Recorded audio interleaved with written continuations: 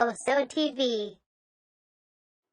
Gulliver's Travels in Lilliput and Brobdingnag, told to the children, by John Lang. To my friend Harry.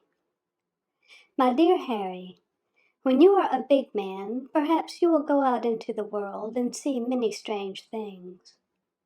I cannot promise that you will find any people so little as the Lilliputians, nor any quite so tall as those that Mr. Lemuel Gulliver found in Brobdingnag.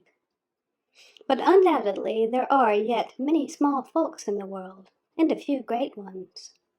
Did not Mr. Stanley himself find in Africa a race of dwarfs so little that he called them pygmies? Who knows then what you may discover when you are grown up? Affectionately yours, John Lang. Part 1. Voyage to Lilliput. Chapter 1. Gulliver's Birth and Early Voyages. 200 years ago, a great deal of the world as we now know it was still undiscovered. There were yet very many islands, small and great, on which the eyes of white men had never looked, seas in which nothing bigger than an Indian canoe had ever sailed. A voyage in those days was not often a pleasant thing, for ships then were very bluff-bowed and slow-sailing, and for a long voyage very ill provided with food. There were no tinned meats 200 years ago, no luxuries for use even in the cabin. Sailors lived chiefly on salt junk, as hard as leather, on biscuit that was generally as much weevil as biscuit, and the water that they drank was evil-smelling and bad when it had been long in the ship's casks. So when a man said good-bye to his friends and sailed away into the unknown, generally very many years passed before he came back, if ever he came back at all.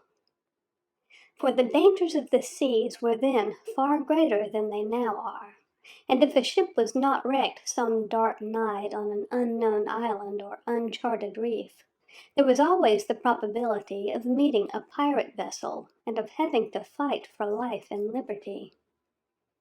Steam has nowadays nearly done away with pirates, except on the China coast and in a few other out-of-the-way places.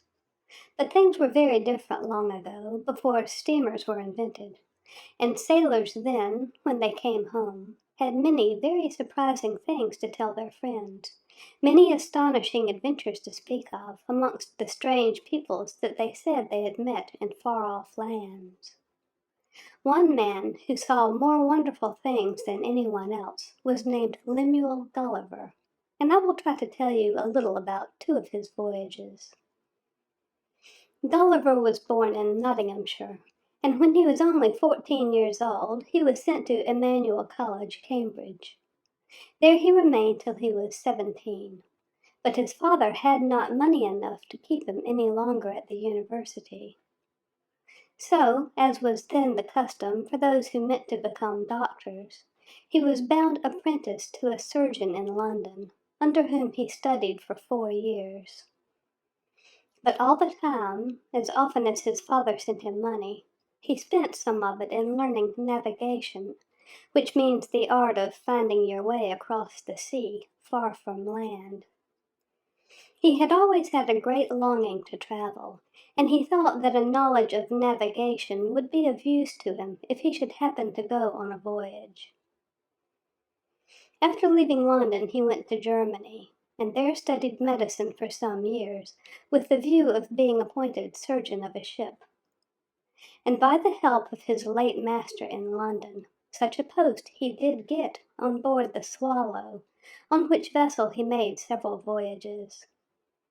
But tiring of this, he settled in London, and having married, began practice as a doctor.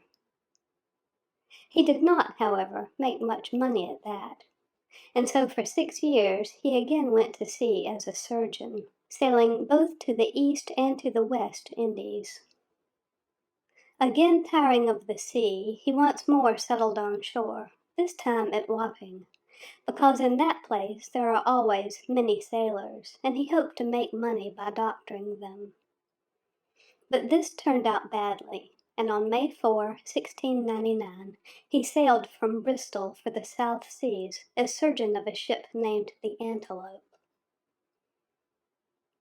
End of Part 1, Chapter 1.